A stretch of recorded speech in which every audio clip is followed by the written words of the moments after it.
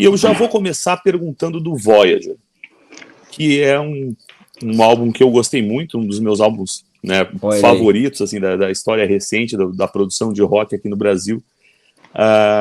E eu queria que contasse para nós um pouco da história do Voyager, não apenas do ponto de vista daquela pergunta clichê de jornalista de dizer como foi o processo de produção.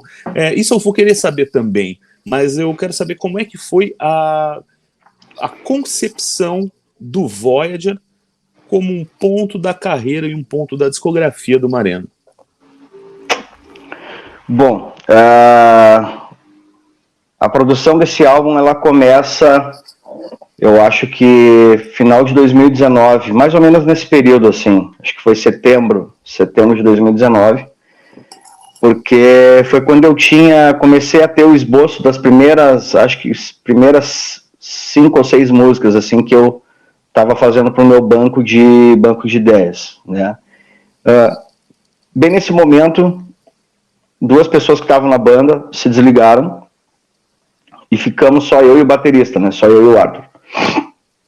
A partir disso a gente se reuniu. O Arthur também tem a parte composicional, né? Ele também compõe, né? A gente se reuniu, eu levei algumas ideias para ele e a gente começou a trabalhar junto nessas ideias que eu levei e mais algumas coisas que ele foi somando e entrando no circuito.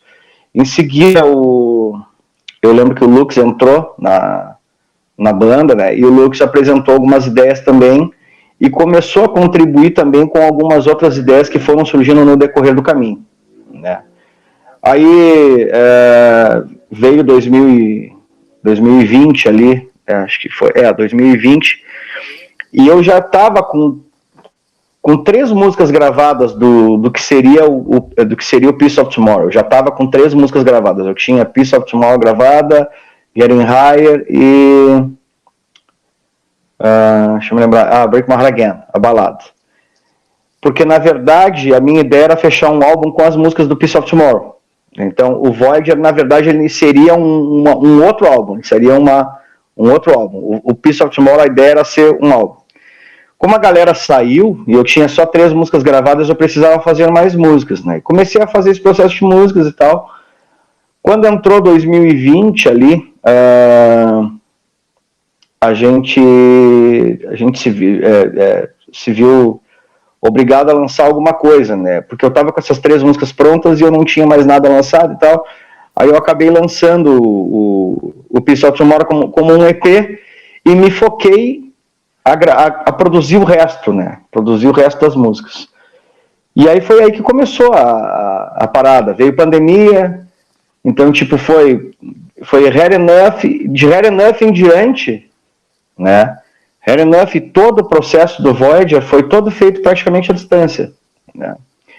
Então eu tinha a concepção das músicas, eu me reunia com o produtor, né? Que geralmente é assim que eu trabalho, né? Eu faço as ideias das músicas, as ideias melódicas, harmonias e tal, e eu trabalho com o produtor para fazer a pré-produção de arranjos, né? E em cima disso eu apresento para a banda e dou um tempo para eles assimilarem, dar alguma sugestão, né? E em cima disso eu volto para o produtor e começo a trabalhar no fechamento dessas guias, no caso, né? No momento que eu fecho as guias, aí a gente já começa a gravar, marca para gravação das baterias, né? E depois começa o restante das gravações. Nesse decorrer eu estava sem guitarrista também, estava só com o apoio do Lux, do Biff e do Arthur, né? E aí nesse meio tempo o nosso produtor gravou todas as bases e tal, até a gente achar um guitarrista que se adequasse e tal. Depois veio o Edu chegou na finaleira, conseguiu gravar aí 5 solos, se eu não me engano, no álbum, mais alguma coisa de base e tal. Mas foi um álbum que foi feito à distância praticamente, né? Da gente trocando figurinha e colaborando, e é isso. A gente gravou a bateria, a gente gravou no estúdio do Thiago Cáurio, que estava aqui em Caxias aqui na época, né? E hoje está em Porto Alegre. As guitarras a gente gravou no home studio do nosso produtor. os teclados e o baixo, o Lux gravou com o Biff em Porto Alegre, no home studio dele, e os vocais eu gravei no quarto, gravei aqui em casa, aqui no quarto. Tipo, o disco foi feito a 15 mãos, né? Sim. E, então... tipo, pegando o gancho dessa mesma explicação que tu deu a respeito desse produtor, uma das perguntas que eu ia te fazer aqui era exatamente sobre a parte de composição. Como é que elas surgem, assim? Tu acabou de citar a figura do produtor que trabalha diretamente contigo. Eu ia te perguntar, e vou fazer essa pergunta aqui, tu toca também um instrumento ou tu dedicou a tua vida a ser especialmente um cantor? E esse desenvolvimento dessa composição, como é que uma ideia melódica vira uma música sensacional como Getting Higher? Então, Marcel, instrumento mesmo eu aprendi autodidata, né? Tipo, desde 1992, por aí que eu toco alguma coisa assim, de guitarra, de baixo, de violão. Então eu estudei alguma coisa de teoria musical, depois, algum tempo depois, cantei em coral durante mais de 10 anos, então tipo, tenho noções de leitura de partitura, então alguma coisa de harmonia eu sei, então acaba que eu sei, de alguma forma, né, quando eu sinto que a música me convence, né, aquela harmonia, ela me convenceu, tá? Aquilo ali eu começo a trabalhar realmente numa música. E geralmente é isso, cara. Como eu tenho um banco de ideias, né? Agora eu já estou começando a escrever o próximo álbum, inclusive, né? E é mais ou menos isso aí. Eu tenho um banco de ideias, as ideias vão surgindo. Eu sempre que eu posso, eu tenho um celular velho aqui em casa que eu uso para gravar as ideias, né? Então eu gravo as ideias e às vezes a ideia ela vem só de melodia mesmo, só aquele ame assim de né? Tipo, só de vocalize mesmo. Sim. E eu gravo, tem muitos desses arquivos aqui também. Eu gravo isso e depois eu começo a digerir, né? E começo a trabalhar isso, né? Só que às vezes o que acontece, por exemplo, vou te citar alguns exemplos assim. Por exemplo, Getting Higher, né?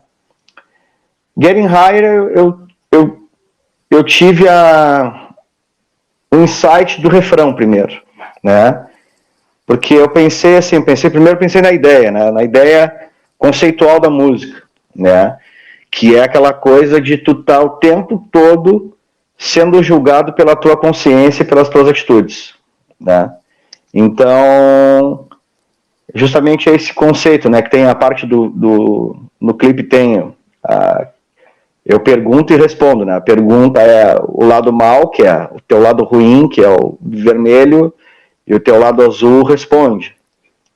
Aí tem as horas que as luzes acendem, é a hora da plenitude da tua consciência, né, a hora que tu tá na escuridão é a hora que tu tá na dúvida, né, então tem todo o jogo de luz do clipe, ele é todo conceitual com a ideia da música que é justamente o desenvolvimento do indivíduo, né?